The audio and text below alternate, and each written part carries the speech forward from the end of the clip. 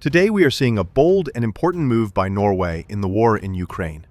Instead of just sending more weapons, Norway has announced a plan worth about $7 billion to help Ukraine build its own weapons and defense equipment at home.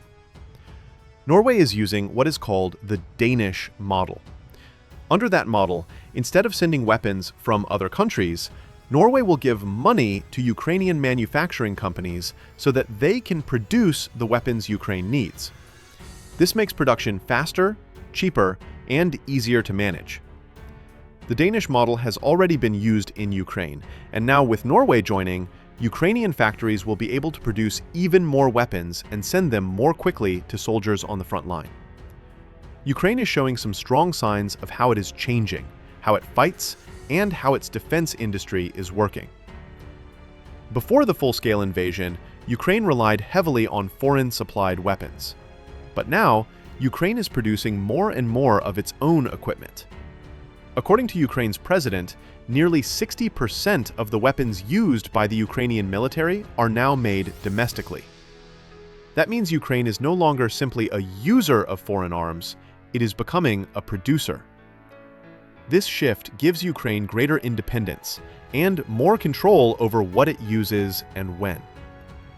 In 2024, the Ukrainian defense industry was reported to have hit a production volume of nearly $10 billion worth of arms, up from about $3 billion the year before and about $1 billion in 2022, so the growth is very rapid. Ukraine's defense firms are expanding. About 500 companies are active, and they employ nearly 300,000 people, making the sector a large part of the national economy. One key area of Ukraine's progress is unmanned systems, drones and robotics. Ukraine produced roughly 2 million drones in 2024, many of which were made locally, and almost all of the unmanned aerial vehicles used by Ukraine were domestically produced. These systems are helping Ukraine monitor and attack the enemy, defend infrastructure, and respond to Russian strikes. Also, Ukraine's arms industry is starting to export products, meaning that other countries may buy Ukrainian-made weapons, which adds another layer of strategic significance. This movement by Norway and the shift within Ukraine's own industry sends a clear message to Vladimir Putin and Russia. The West is not just donating weapons. It is enabling Ukraine to build a long-term defense capability.